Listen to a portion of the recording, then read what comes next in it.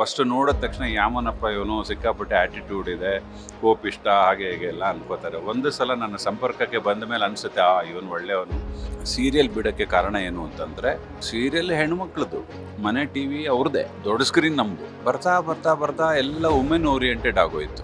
Serial ಅಂದರೆ ಬರೀ ಹೆಣ್ಮಕ್ಳದ್ದು ಅಂತ ಆಗೋಯ್ತು. ಗಂಡು ಮಕ್ಕಳಿಗೆ ಪ್ರಾಶಸ್ತ್ಯ ಕಮ್ಮಿ ಆಗಿತ್ತು. ಸೊ ಆ ಕಾರಣಕ್ಕೆ ನಾನು ಅವಾಗ ಬಿಟ್ಬಿಟ್ಟೆ. ಒಬ್ಬ ಅಪ್ಪನಾಗಿ ಮಕ್ಕಳಿಗೆ ಏನೆಲ್ಲ ಕನಸುಗಳನ್ನ ಕಾಣ್ತಾನೆ, ಮಕ್ಕಳು ಹೇಗಿರಬೇಕು ಅಂತ ಆಸೆ ಪಡ್ತಾನೆ, ಅಮ್ಮ ಆದವಳು ಅಪ್ಪನಿಗೆ ಹೇಗೆ ಸಾಥ್ ಕೊಡ್ತಾಳೆ, ಮಕ್ಕಳಾದವರು ಅಪ್ಪನಿಗೆ ಹೇಗೆ ಸಾಥ್ ಕೊಡ್ತಾರೆ, ಈ ಎಲ್ಲವನ್ನ ಬಹಳ ಸಿನಿಮಾ ಆಗಿದ್ರೆ 2.5 ಗಂಟೆಯಲ್ಲಿ ಹೇಳಬೇಕಿತ್ತು. ನಮಗೆ ತುಂಬ ಟೈಮ್ ಇದೆ, ಈಗ ದಿನಕ್ಕೆ ಅರ್ಧ ಗಂಟೆ ಟೈಮ್ ಇದೆ. ಹಾಯ್ ಹಲೋ ನಮಸ್ಕಾರ. ವಿಶ್ವಾಣಿ ಟಿವಿ ಸ್ಪೆಷಲ್ ಕಾರ್ಯಕ್ರಮಕ್ಕೆ ಸ್ವಾಗತ. ನಮ್ಮ ಜೊತೆ ಇವತ್ತು ನಂದಗೋಕುಲ ಅಂತ ಸೀರಿಯಲ್ ಬರ್ತಾ ಇದೆ ಕಲರ್ಸ್ ಕನ್ನಡದಲ್ಲಿ. ಒಂದು ಹೊಸ ಧಾರಾವಾಹಿ ಜೂನ್ 4ರಿಂದ 9 ಗಂಟೆಗೆ ಬರ್ತಾ ಇದೆ. ಇದನ್ನು ನೀವು ಈಗಾಗಲೇ ಪ್ರೋಮೋಗಳನ್ನ ನೋಡಿರ್ತೀರಾ. ಅದರಲ್ಲಿ ಒಂದು ಪಾತ್ರ ನಿಮಗೆ ಜಾಸ್ತಿ ಅಟ್ರಾಕ್ಟ್ ಆಗಿರುತ್ತೆ, ಯಾವುದಂದ್ರೆ ತಂದೆ ಪಾತ್ರ.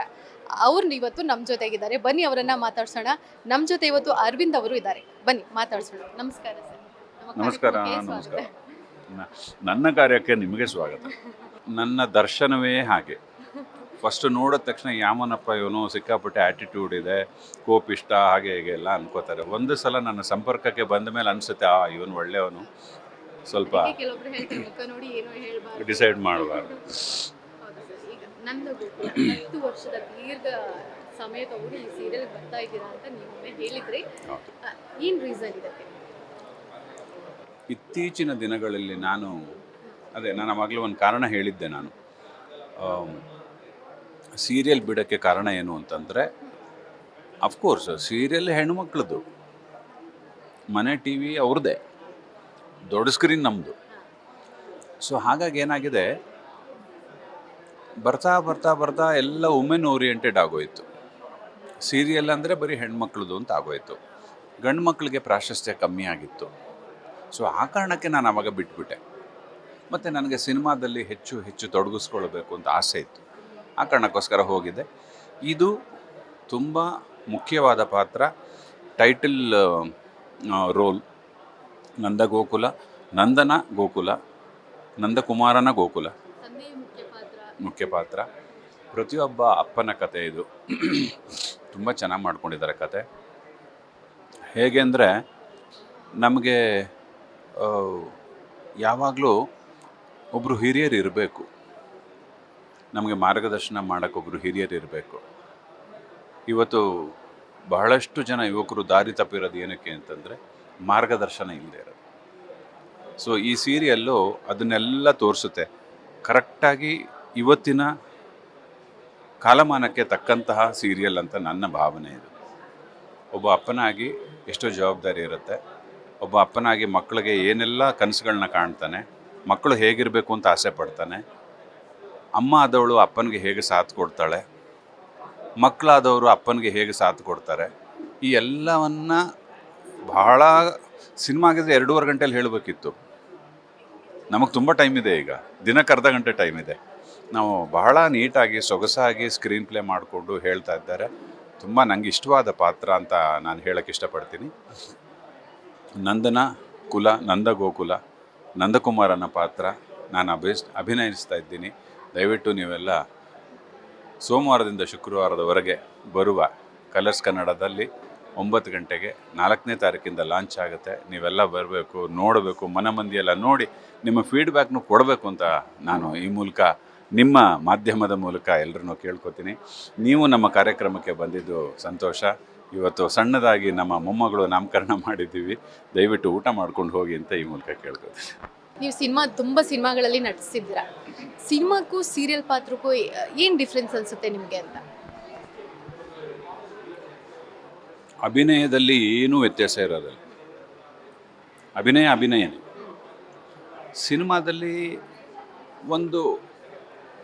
ಒಂದೇ ಒಂದು ಲೈನನ್ನು ಇಟ್ಕೊಂಡು 2.5 ಗಂಟೆ ಸಿನಿಮಾ ಮಾಡ್ಬೋದು.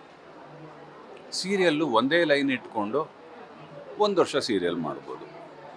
ಕತೆ ಬೇರೆ ಬೇರೆ ಇದ್ದರೂ ನಿರೂಪಣೆಯ ಶೈಲಿ ಬೇರೆ. ಹಾಗಾಗಿ ಅಭಿನಯದ ಲೆಕ್ಕಕ್ಕೆ ತಗೊಂಡ್ರೆ ಎರಡೂ ಒಂದೇ. ಆದರೆ ಇತ್ತೀಚಿನ ದಿನಗಳಲ್ಲಿ ಸಿನಿಮಾಗೆ ಜನ ಬರ್ತಾ ಇಲ್ಲ, ಥಿಯೇಟ್ರ್ಗಳಿಗೆ ಜನ ಬರ್ತಾ ಇಲ್ಲ. ಅಂದರೆ ಅದಕ್ಕೆ ಕಾರಣಗಳು ನೂರಾರಿದೆ, ಬೇರೆ ಬೇರೆ ಏನೇನೋ ವಿಶ್ಲೇಷಣೆ ಮಾಡ್ತಾ ಕೂತ್ಕೋಬೋದು. ಆದರೆ ಈಗ ಸೀರಿಯಲ್ಲು ನಾವೇ ಮನೆಗೆ ಹೋಗ್ತೀವಿ. ಥಿಯೇಟ್ರಲ್ಲಿ ಅವರು ನಮ್ಮನ್ನು ನೋಡೋಕ್ಕೆ ಬರ್ತಿದ್ರು, ಈಗ ನಾನೇ ಅಲ್ಲಿಗೆ ಹೋಗ್ತಾ ಇದ್ದೀನಿ, ಅಷ್ಟೇ ವ್ಯತ್ಯಾಸ. ಈಗ ಈಗ ಇನ್ನು ಸೀರಿಯಲ್ ನೋಡ್ತಿದ್ದಂಗೆ ಎಲ್ಲರಿಗೊಂದು ಕ್ವಶನ್ ಬರ್ಬೋದು, ಇವ್ರು ಇಲ್ಲೇ ಸೀರಿಯಲಲ್ಲಿ ಸ್ಟ್ರಿಕ್ಟ್ ಮಾಡಿದ್ರು ಇನ್ನು ಮನೇಲಿ ಹೇಗಿರ್ಬೋದು, ಸ್ವಂತ ಮಕ್ಕಳಿಗೆ ಇನ್ನೇ ಸ್ಟ್ರಿಕ್ಟ್ ಇರ್ಬೋದು ಏನೋ ಅಂತ. ನಿಮ್ಮ ಸ್ವಂತ ಮಕ್ಕಳಿಗೆ ನಾನು ಸ್ವಲ್ಪ ಮನೆ ಸ್ಟ್ರಿಕ್ಟೇ ಇದ್ದೀನಿ ಕೂಡ, ಆದರೂ ಈಗಿನ ಕಾಲದ ಮಕ್ಕಳು ಯಾರೂ ಕೇಳಲ್ಲ ಅಷ್ಟೊಂದು. ಅಪ್ಪನ ಸಲಿಗೆಯಿಂದನೇ ನೋಡ್ತಾರೆ, ಅಮ್ಮನ ಸಲಿಗೆಯಿಂದ ನೋಡ್ತಾರೆ. ಅಪ್ಪ ಅಮ್ಮನ ಪ್ರೀತಿ ಸದಾ ಮಕ್ಕಳ ಮೇಲಿರುತ್ತೆ. ಸ್ಟ್ರಿಕ್ಟ್ ಮಾಡಿದರೂ ಕೂಡ ಎಲ್ಲೋ ಒಂದು ಕಡೆ ಮರುಗುತ್ತೆ, ಕಂಪನ ಮಿಡಿಯುತ್ತೆ, ಮಕ್ಕಳು ಹೋದ ದಾರಿಯಲ್ಲಿ ಹೋಗಲಿ ಅಂತ ಅನಿಸುತ್ತೆ. ಹಾಗಾಗಿ ನಿಮ್ಮ ಪ್ರಕಾರ ಈಗ ಸ್ಟ್ರಿಕ್ಟ್ ಮಕ್ಕಳಿಗೆ ತುಂಬ ಸ್ಟ್ರಿಕ್ಟ್ ಮಾಡೋದು ಅವಶ್ಯಕತೆ ಇದೆ ಅನ್ಸುತ್ತೆ ಸರ್? ಇದನ್ನು ತುಂಬ ಸಂಕಷ್ಟದ ಪ್ರಶ್ನೆ ಇದು. ಸ್ಟ್ರಿಕ್ಟ್ ಬೇಕು, ಎಷ್ಟು ಮಾಡಬೇಕು ಅನ್ನೋದು ಒಂದು ಲೆಕ್ಕಾಚಾರ. ಉಪ್ಪು ಅಗತ್ಯಕ್ಕೆ ಎಷ್ಟು ಹಾಕಿದರೆ ಅಷ್ಟೇ ರುಚಿ, ಜಾಸ್ತಿ ಹಾಕಿದರೆ ರುಚಿ ಆಗಲ್ಲ, ಅದು ಊಟನೇ ಕೆಟ್ಟೋಗುತ್ತಲ್ಲ. ಹಾಗೆ ಇದು ಮಕ್ಕಳನ್ನ ನಾವು ಪೋಷಣೆ ಮಾಡಬೇಕಾದ್ರೆ ಎಷ್ಟು ಮಾತಾಡಬೇಕು ಮತ್ತು ಮಕ್ಕಳಿಗೆ ಎಷ್ಟು ಹೇಳ್ಕೊಡ್ಬೇಕು, ಅವ್ರನ್ನ ಎಷ್ಟು ಹದ್ಬಸ್ತಲ್ಲಿ ಇಡಬೇಕು ಅನ್ನೋದು ಅಪ್ಪ ಅಮ್ಮನಿಗೆ ಗೊತ್ತಿರಬೇಕಷ್ಟೆ. ಅದಿದ್ದರೆ ಎಲ್ಲ ಚೆನ್ನಾಗಿ. ನೀವೀಗ ಇದ್ರಲ್ಲಿ ಗೊತ್ತಾಗುತ್ತೆ, ಒಂದು ಮಿಡಲ್ ಕ್ಲಾಸ್ ಫ್ಯಾಮಿಲಿನ ರಿಪ್ರೆಸೆಂಟ್ ಮಾಡ್ತಿದ್ರು. ಅಲ್ಲಿ ಅಪ್ಪನ ಎಲ್ಲ ಕಡೆ ಅಮ್ಮನ ಸ್ವಲ್ಪ ಎತ್ತಿ ತೋರಿಸ್ತಾರೆ, ಇಲ್ಲಿ ಅಪ್ಪನ ಪಾತ್ರ ಮಕ್ಕಳನ್ನ ಹೇಗೆ ಬೆಳೆಸ್ತಿದ್ದಾರೆ ಆ ರೀತಿಯಾಗಿ ಒಂದು ಒಳ್ಳೆ ಮೆಸೇಜ್ ಇದೆ ಸರ್. ಅದ್ಭುತವಾದ ಮೆಸೇಜು. ನಾ ಹೇಳಿದ್ನಲ್ಲ, ಪ್ರತಿ ಅಪ್ಪನ ಕತೆ ಇದು. ಅಂದರೆ ಹೈಫೈ ಸೊಸೈಟಿಲಿರೋರ್ದು ಬೇರೆ ಲೈಫ್ ಸ್ಟೈಲ್ ಇದೆ, ಅದು ಬೇರೆ ವಿಚಾರ. ಇದೆಲ್ಲ ಒಂದು ಮಿಡ್ಲ್ ಕ್ಲಾಸ್. ನಿಮ್ಮ ಜೀವನ ಹೇಗಿದೆ ಹಾಗೆ. ನಮ್ಮ ಅಪ್ಪಂದರು ಅವತ್ತೆಲ್ಲ ಎಷ್ಟು ಕಷ್ಟಪಡ್ತಾಯಿದ್ರು, ನಿಮ್ಮ ಅಜ್ಜಂದರು ನಿಮ್ಮ ಅಪ್ಪಂದ್ರೆಲ್ಲ ಎಷ್ಟು ಕಷ್ಟಪಡ್ತಾಯಿದ್ರು, ಅದೇ ಕತೆ. ಹಾಗಾಗಿ ನನ್ನ ಲೆಕ್ಕದಲ್ಲಿ ಇದು ಬೇಗ ರೀಚ್ ಆಗುತ್ತೆ, ಜನಕ್ಕೆ ಇಷ್ಟ ಆಗುತ್ತೆ, TRP ಚೆನ್ನಾಗಿ ಬರುತ್ತೆ. ಸರ್, ನೀವು ಅಂದ್ಕೊಂಡಂಗೆ ಆಗಲಿ, ನಿಮ್ಮ ಇಡೀ ತಂಡಕ್ಕೆ ನಮ್ಮ ಕಡೆಯಿಂದ ಆಲ್ ದ ಬೆಸ್ಟ್. ಚೆನ್ನಾಗಿದೆ. ಇಷ್ಟೊತ್ತು ನಮ್ಮ ಜೊತೆ ಮಾತಾಡಿದ್ದಕ್ಕೆ ತುಂಬ thanks sir. Thank you so much. Thank you sir. Thank you.